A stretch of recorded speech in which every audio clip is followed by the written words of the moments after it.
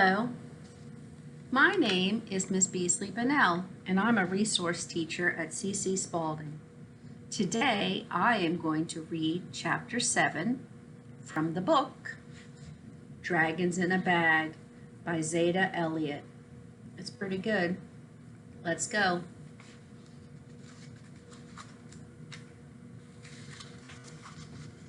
Ma was right.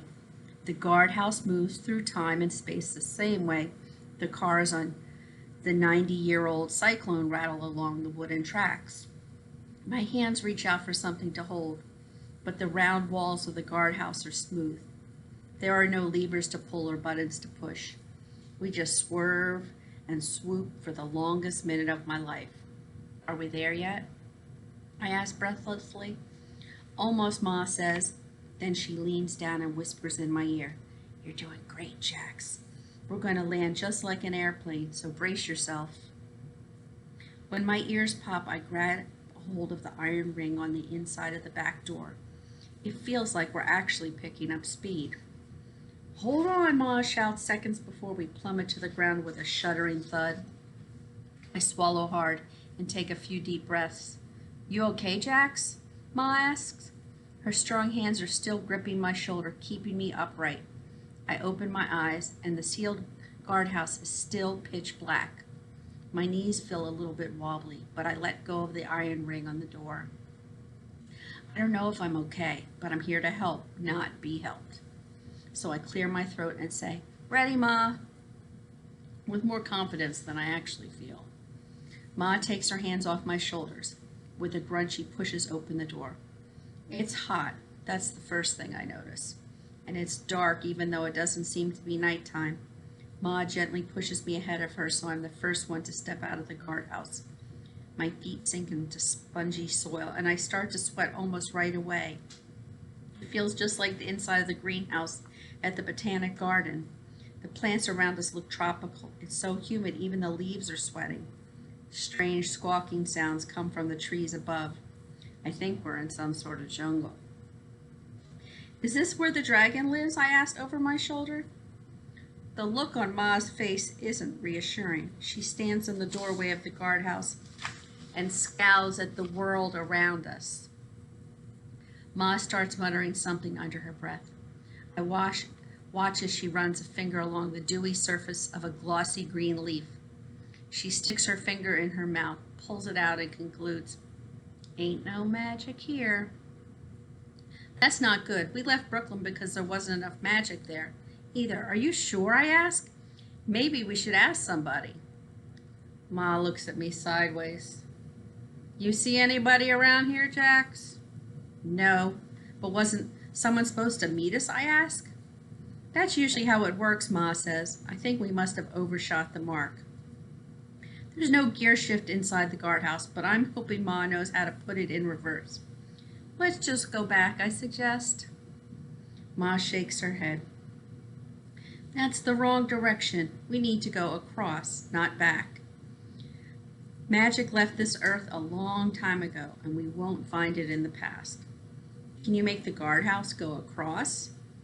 "Sure. Parallel realms exist in different dimensions. Time travel is like whizzing down a slide. Crossing dimensions is more like skipping double dutch. You gotta wait for the right moment and slip in between the ropes." I swat at the biggest mosquito I've ever seen.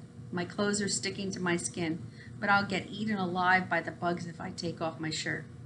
"How do you steer that thing?" "With my mind," Ma says absently.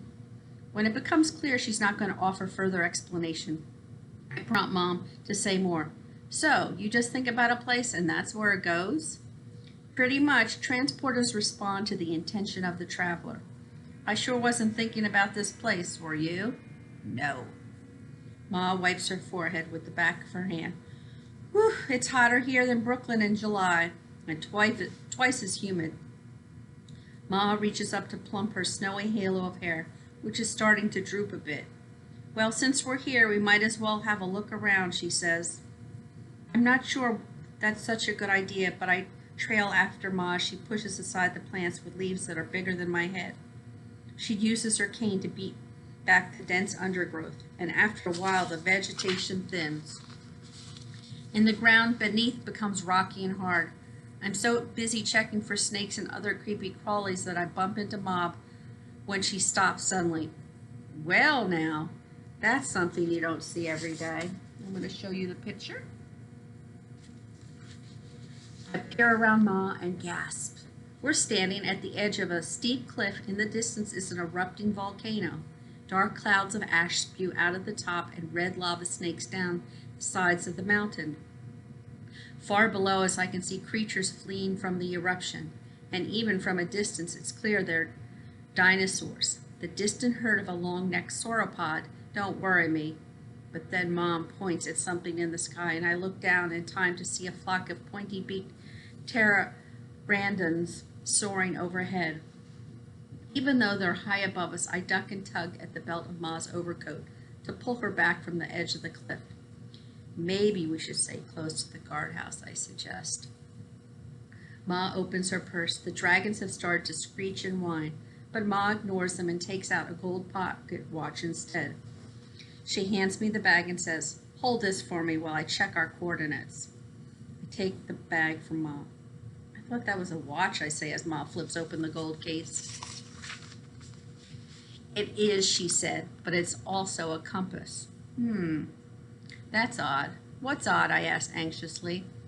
"We have gone back, way back in time." Ma glances at the lush tropical landscape and concludes, "This must be the Mesozoic era, Jurassic or Cretaceous period, I'd say, judging from the flora and the fauna. What do you think, Jax?" "That's not really my specialty," I say, trying not to think of all the ways people get eaten in the dinosaur movies I've seen. Why did we land here? I thought we were delivering dragons, not dinosaurs. "There are certain similarities between the species," Ma says thoughtfully, "but you're right, Jax, this isn't our destination. I didn't intend for us to come here, but Ambrose did say the transporter was acting up." Ma clicks the compass shut and slips it into her coat pocket. Then she squints at something beyond the edge of the cliff. She points with her cane and asks, "You see that?" I take a small step forward and crane my neck to see what Ma's pointing at. Something is sparkling on a narrow ledge about 5 feet below the cliff's edge. "Jump and grab that for me, Jax." I stare at Ma like she's lost her mind, but then I remember I did sign up to be her helper. So I hand her back her purse and kneel down to get a closer look. "What is it?" I ask. "I don't know," Ma replies, "but it could come in handy down the road." When I hesitate, Ma adds, "The sooner you grab it, the sooner we can get back to the transporter." I scan the red sky for more hungry pteranodons, and then I took off my backpack, take a deep breath, and sit down with my legs dangling over the edge of the cliff. I check for footholds and then slip over and start lowering myself down. Ma squats at the cliff's edge, urging me to take my time, but I just want to get this over with.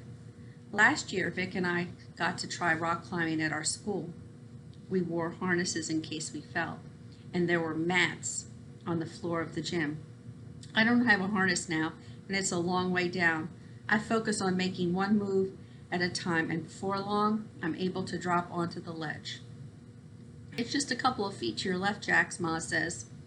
There are tufts of vegetation sprouting out of the cliff. I grab hold of a clump of grass with one hand, and with the other I reach for the sparkling shard. I tug as hard as I can without losing my balance, but the crystal doesn't come out of the cliff. "It's stuck," I tell Ma. She frowns and then lowers her cane so that I can grab hold of it. "Poke it with this," she suggests. "That might loosen it." I jab the stick at the cluster a couple times, and sure enough, parts of the glittering rock come loose. I toss the biggest shard up to Ma. She catches it and then reaches down for the cane. I tuck a smaller fragment of the rock into my pocket and start climbing back up the cliff face. It's easier going up than down, and Ma helps pull me over the edge when I'm within reach. "Is that a diamond?" I ask. Once I'm back on my feet, "Quartz," Ma says as she examines the hunk of rock. "Is it valuable?" I ask as I slip my arms through the straps of my book bag. Before Ma can answer, the ground beneath our feet shudders, and as the volcano belches out more lava and smoke, My eyes grow wide, and even Ma looks worried. She slips the shard into her pocket and says, "Let's go, Jax." Ma doesn't have to tell me twice. I take the lead and plunge back into the jungle, swatting bugs and branches out of my way.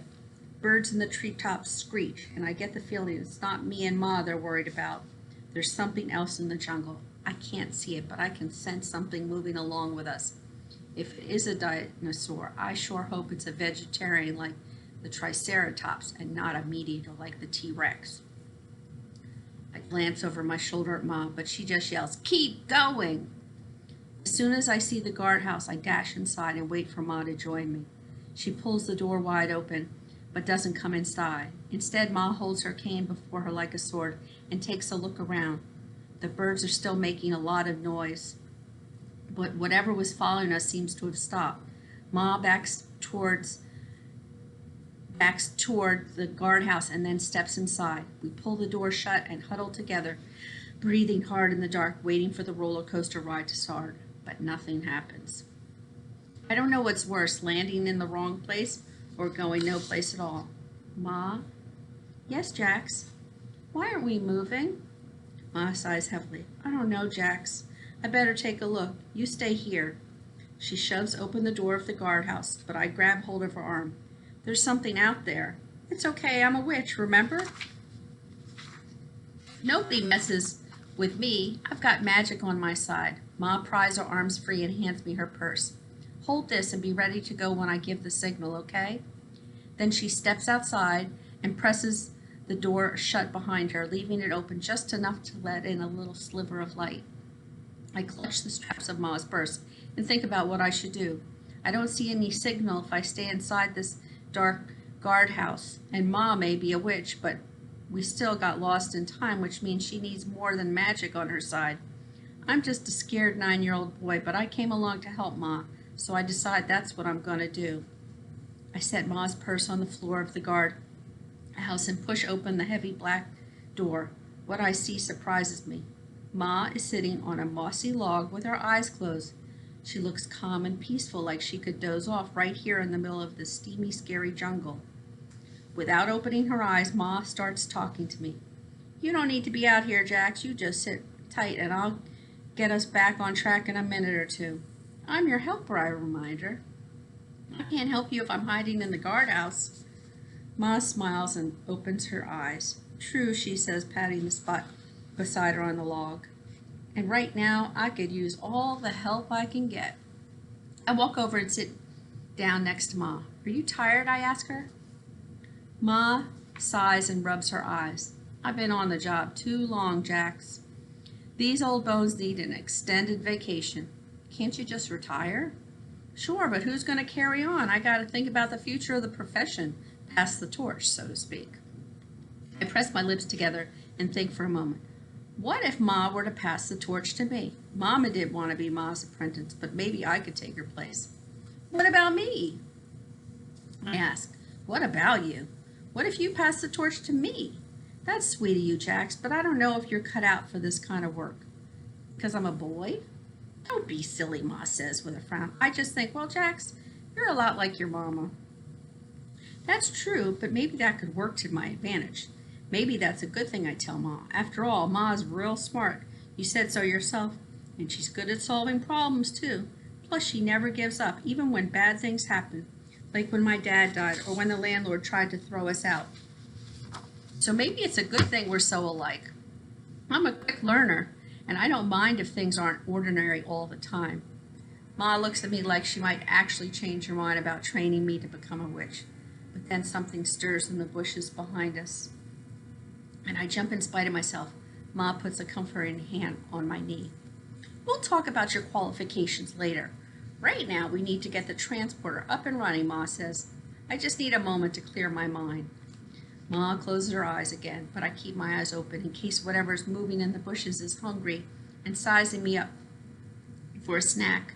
I want to prove to Ma that I would make a good apprentice, but I also want her to hurry up and focus on getting us out of here because I am ready to go now.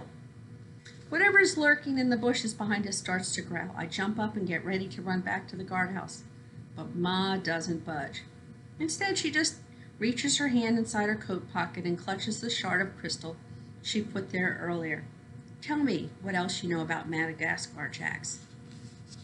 As scared as I am right now, I know what Ma's doing. She's trying to distract me so I won't start to panic. But it's too late for that. The leafy branches behind Ma start to wave and then snap as the creature prepares to spring from the shadows. Run, Ma, run! I cry as I sprint back to the guardhouse. I'm moving so fast that I slam into the door on the opposite side of the round stone building.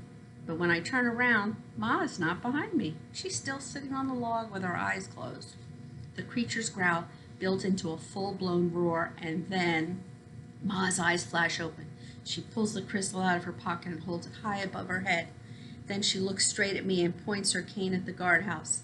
The black door slams shut, leaving me alone in the door. Ma! Ma! Ma! I scream and bang on the door. I lean against it with all my weight, but nothing happens. I turn around and feel along the curved stone wall until I reach the second door. I push as hard as I can. That door doesn't budge either. I'm trapped inside the guardhouse, which means I'm safe from the beast, but Ma's out there with only her cane and the crystal to protect her. What chance does she have to stand against a ferocious dinosaur? I turn back to the door that Ma slammed shut. I press my ear against it, and I try to hear what's going on outside, over the loud thudding of my racing heart. Here's a really good picture.